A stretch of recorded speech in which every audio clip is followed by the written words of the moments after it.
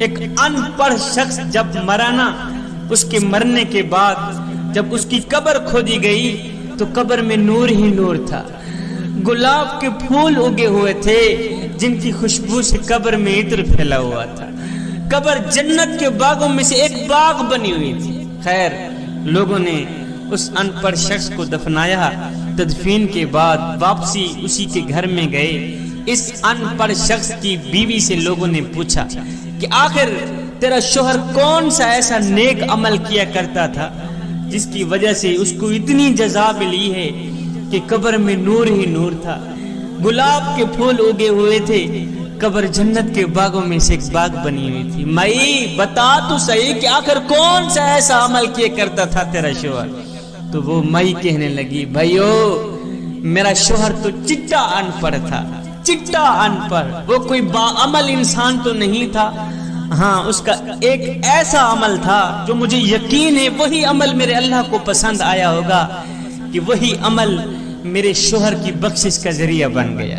لوگوں نے کہا بتاؤ تو صحیح کون سا ایسا عمل وہ کیا کرتا تھا؟ کہا بھائیو میرے شوہر کا وہ خاص عمل یہ تھا کہ جب میرا شوہر فجر کی نماز پڑھنے کے لیے اٹھتا تھا نا تو وہ اپنے ننھے سے بیٹے کو، بچے کو اٹھاتا تھا، کہتا تھا بیٹے آؤ جس مالک کا کھاتے ہیں اس کے گیت گانے چلیں، آذان کی آواز آ رہی ہے، چلتے ہیں مسجد میں اللہ کے حضور جھکتے ہیں، بیٹا اٹھ جس مالک کا تیرا باپ کھاتا ہے، اٹھ جس مالک کا تو کھاتا ہے، اور چلتے ہیں اس کے گیت گاتے ہیں، چلتے ہیں اس کے دی رزق کا شکریہ ادا کرتے ہیں۔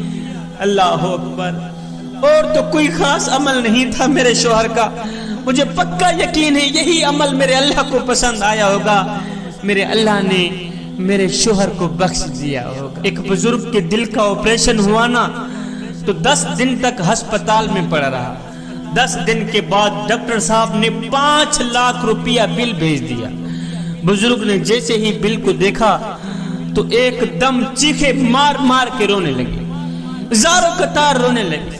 ڈاکٹر صاحب نے کہا بابا جی آپ روئیں مت، مجھے لگتا ہے آپ غریب ہیں، کوئی بات نہیں تھوڑے پیسے کم کر دیتے ہیں۔ بابا جی نے کہا ڈاکٹر صاحب یہ تو 5 لاکھ ہیں، الحمدللہ میں 10 لاکھ دینے کی بھی استطاعت رکھتا ہوں، اللہ کا دیا میرے پاس سب کچھ ہے۔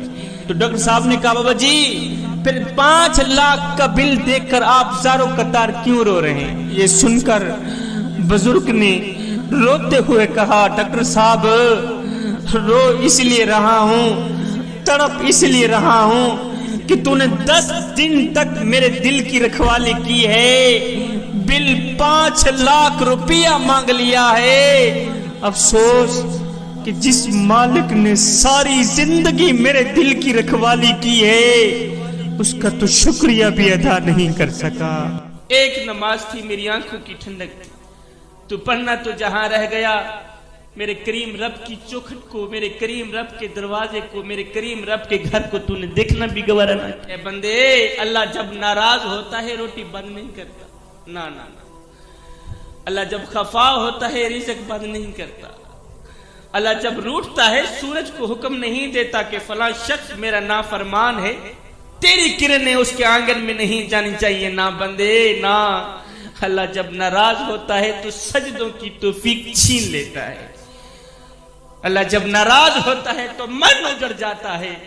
مجھے اتنا تو بتا دو جس بندے کا من بھی اجڑ جائے اس کے پلے رہتا ہے کیا؟ نماز پڑھا کر جی ماشاءاللہ، نماز میرے کریم نبی کی آنکھوں کی ٹھنڈک ہے۔ آج کسی کو کہا جائے میاں نماز پڑھا کر، آگے جواب ملتا ہے شاہ جی میرے کپڑے پاک نہیں ہیں، میرے کپڑے پلید ہیں۔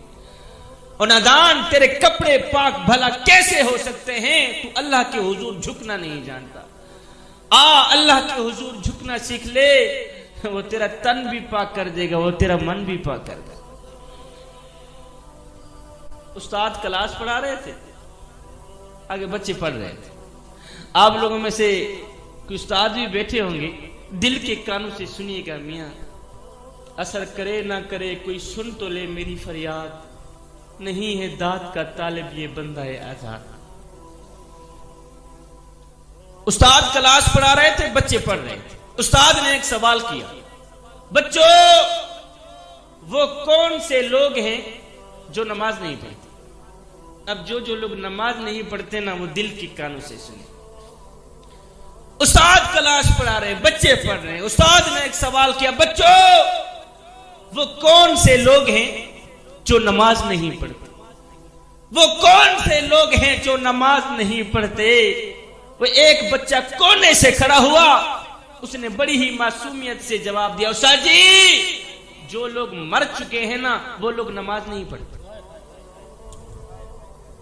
دوسرا بچہ کونے سے کھڑا ہوا، اس نے بڑی ہی معصومیت سے پیارا جواب دیا، استاد جی جن کو نماز نہیں آتی نا وہ لوگ نماز نہیں پڑھتے.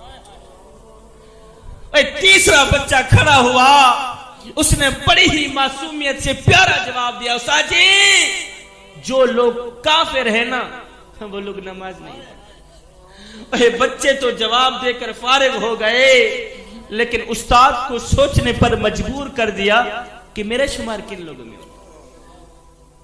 کیا میں مر چکا ہوں جو نماز نہیں پڑھتا؟ کیا مجھے نماز نہیں آتی جو میں نماز نہیں پڑھتا؟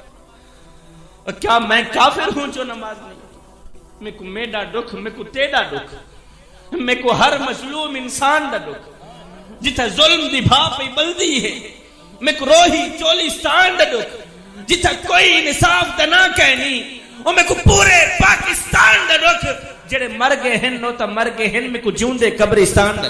آج 10 بندے اکٹھے بیٹھے ہوں، ادھر سے مؤذن آواز دیتا حیا علی الفلاح، چلے آؤ کامیابی کی طرف. لوگ ڈھونڈتے رہے کامیابی کو، مؤذن ساری زندگی کہتا رہا حیا علی الفلاح. جوانو تم کون سی کامیابی چاہتے ہو؟ مؤذن تو ابھی بھی آوازیں لگا رہا حیا علی الفلاح. ادھر سے مؤذن آواز دے رہا ہے اللہ اکبر. ادھر 4 نوجوان اکٹھے بیٹھے ہیں، ایک کہتا ہے جی آج کل دین پہ چلنا بڑا مشکل ہو گیا. دوسرے بھی اس بات پہ اپنا سر ہلاتے، جی اچھی طرح سر ہلاتے، اچھا ٹھیک ہے آج کل دین پہ چلنا بڑا مشکل ہو گیا ہے. ایسا لگتا ہے جیسے اس نے کوئی بڑے فلسفے کی بات کہہ ڈالی، وہ سارے سر ہلا رہے.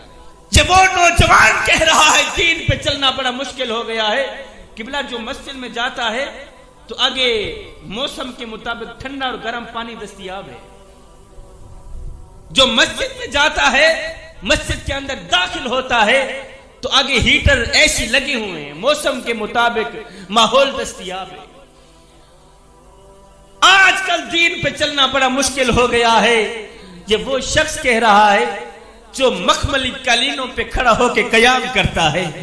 مخملی قالینوں پہ کھڑا ہو کے قیام کرنے والا، مخملی قالینوں پہ کھڑا ہو کے رکوع کرنے والا، مخملی قالینوں پہ بیٹھ کے سجدے کرنے والا شخص کتنے ناز اور نخرے سے کہہ رہا ہوتا ہے جی آج کل دین پہ چلنا بڑا مشکل ہو گیا ہے. میں کہتا ہوں نادان، دین تیرے لیے مشکل ہے، یہ کربلا والے حسین کے لیے مشکل تھا.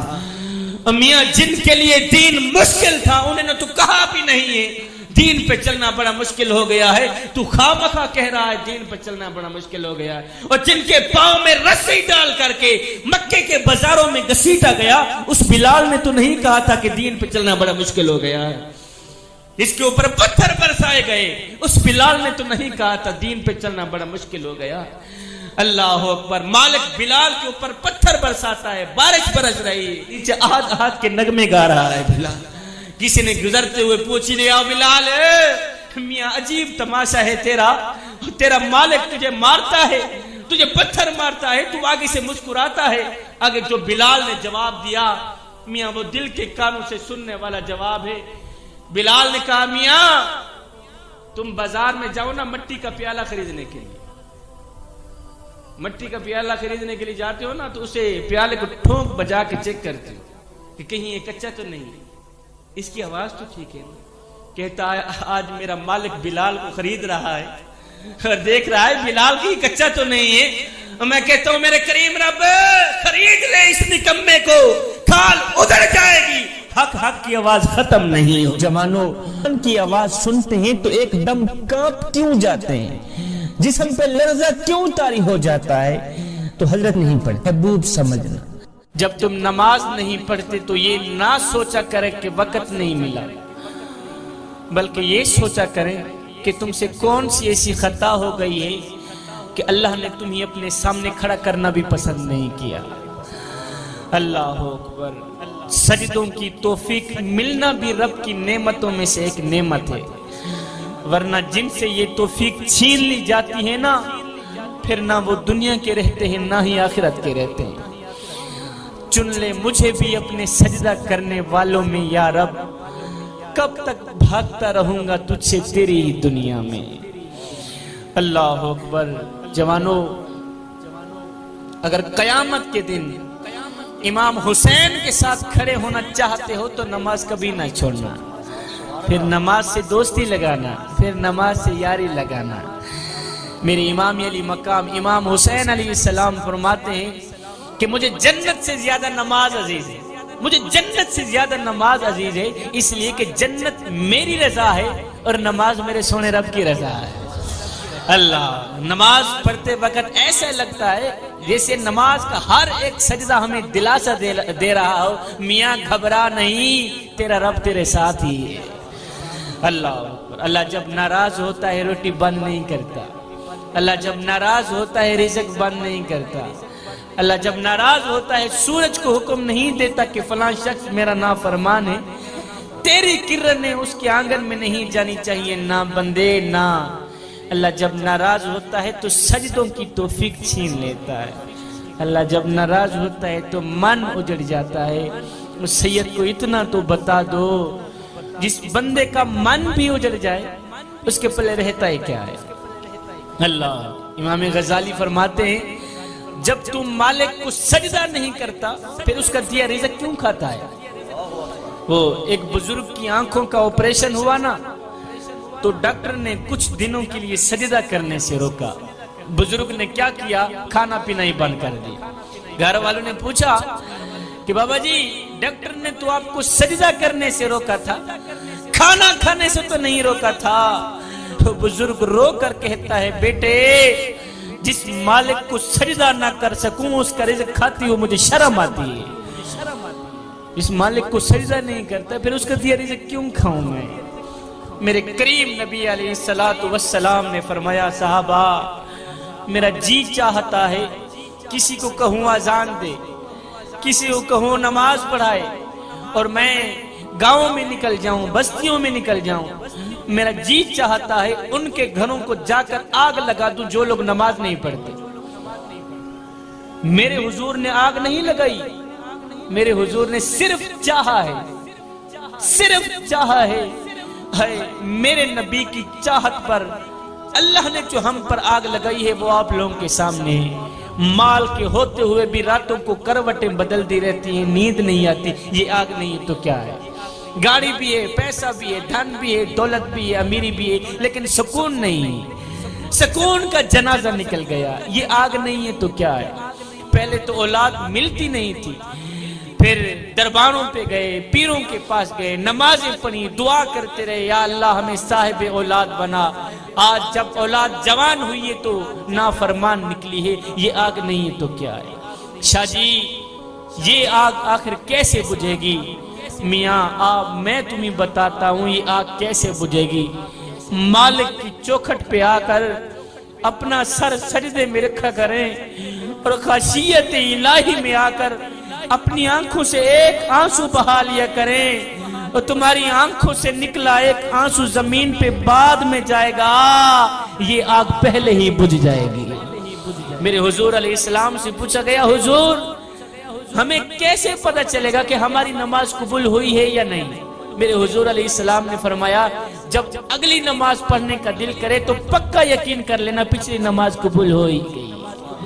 اللہ اکبر۔ دن میں 5 ٹائم نماز پڑھنے کی اپنی عادت بنا لے، صرف یہ سوچ کر کہ ہو سکتا ہے یہ نماز تیری زندگی کی آخری نماز ہو سکتا ہے یہ اذان تیری زندگی کی آخری اذان ہو، میاں ہو سکتا ہے تجھے تیرا رب آخری بار بلا رہا۔ ایک عورت تھی جس کو میرے اللہ نے بڑی خوبصورت شکل و صورت سے نواز رکھا تھا۔ وہ روزانہ مسجد میں نماز پڑھنے کے لیے جایا کرتی تھی۔ حضرت عمر فاروق کا دور مبارک تھا۔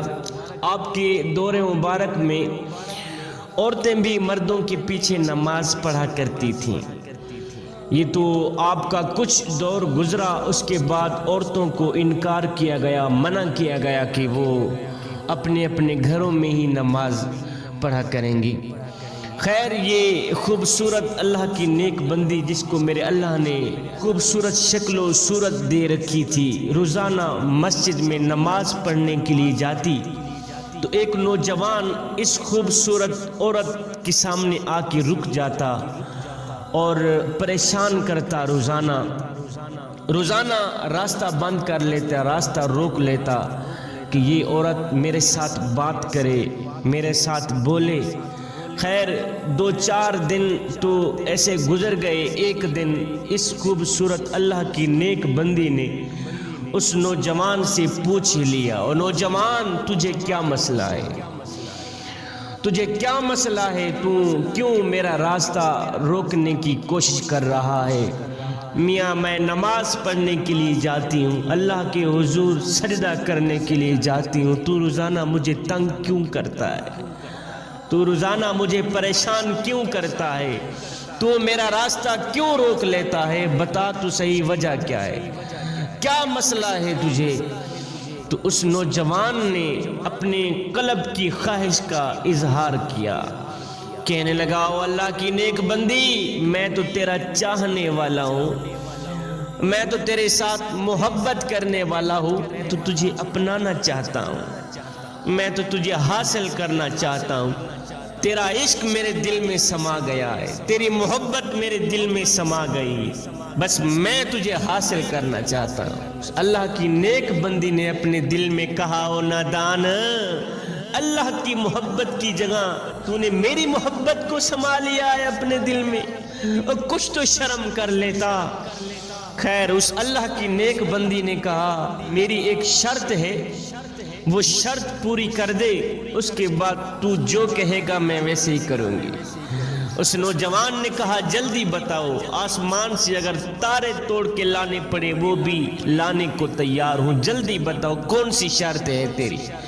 اس اللہ کی نیک بندی نے کہا، کوئی لمبی چوڑی میری خواہش نہیں ہے، لمبی چوڑی میری شرط نہیں ہے، بس شرط یہی ہے کہ تو 40 دن حضرت عمر فاروق کے پیچھے نماز پڑھ، 40 دن حضرت عمر فاروق رضی اللہ تعالی عنہ کے پیچھے نماز پڑھ، اس کے بعد تو جو کہے گا میں ویسے ہی کروں گی۔ 40 دن حضرت عمر فاروق کے پیچھے نماز پڑھ۔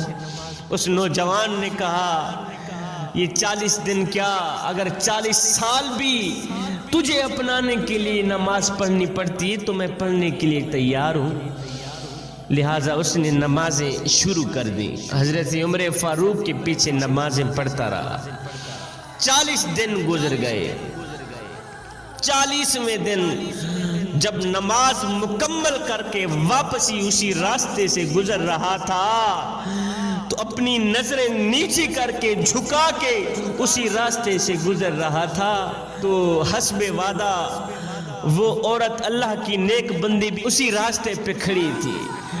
تب اس نوجوان نے اپنی نظریں نیچی کی، اپنی نظریں جھکا کے گزر کے جا رہا تھا تو وہ اللہ کی نیک بندی بول ہی پڑی، او نوجوان میاں تو نے میری شرط پوری کی ہے، لہٰذا میں خود کو تیرے حوالے کرنا چاہتی ہوں۔ اس نوجوان نے کہا، نہ مائی، نہ میری بہن، اب تو یہاں سے چلی جا۔ عمر نے اس نوجوان کے دل کا تعلق مالک سے جوڑ لیا ہے۔ 40 دن عمر کے پیچھے میں نے نماز پڑھی ہے، عمر نے اس نوجوان کے دل کا تعلق جو ہے نا وہ مالک سے جوڑ لیا ہے، اب مجھے تیری ضرورت نہیں رہی، تو یہاں سے چلی جا۔ اللہ اکبر جوانو، اپنے دل کا تعلق مالک سے جوڑ لو نا، محبت اور پیار کا تعلق مالک سے جوڑ لو، اپنی جوانی کو دین کی راہ پہ ڈھال لو، اور جوانی وہی ہے جو مالک کی چوکھٹ پہ گزر جائے، میاں جوانی وہی ہے جو مالک کی دہلیز پہ گزر جائے، وہ مالک کی چوکھٹ سے ہٹ کر گزرنے والی زندگی وہ زندگی نہیں ہے میاں، وہ تو قیامت والے دن شرمندگی ہی شرمندگی ہے۔ میرے کریم نبی نے فرمایا، میں اللہ کا حبیب ہوں، میں اللہ کا حبیب ہوں، میں اللہ کا حبیب ہوں۔ پھر میرے نبی نے فرمایا ایک میں ہی نہیں، جو جوانی میں توبہ کرتا ہے وہ بھی اللہ کا حبیب بن جاتا ہے۔ جوانو آؤ اللہ کے حبیب بن جاؤ، آؤ اللہ کے دوست بن جاؤ۔ جب تم نے اپنی ساری زندگی مالک کے نام کر دی تو پھر وہ ساری کائنات تمہارے نام کر دے گا۔ حضرت سیدنا علی المرتضی شیر خدا کرم اللہ وجہ الکریم کی ٹانگ مبارک میں ایک دن تیر پہ وسط ہو گیا، تیر لگ گیا۔ لوگوں نے تیر کو نکالنا چاہا تو درد کی وجہ سے، تکلیف کی وجہ سے حضرت فرماتے تھے کہ تھوڑی دیر بعد نکالنا، مجھے ابھی درد ہو رہی ہے، زیادہ تکلیف ہو رہی ہے۔ تھوڑی دیر بعد جب لوگ تیر نکالنا چاہتے تھے تو یہی جواب ملتا تھا کہ تھوڑی دیر بعد نکالنا، مجھے زیادہ درد ہو رہی ہے، زیادہ تکلیف ہو رہی۔ اتنے میں نماز کا وقت آ گیا، نماز کا وقت آ گیا۔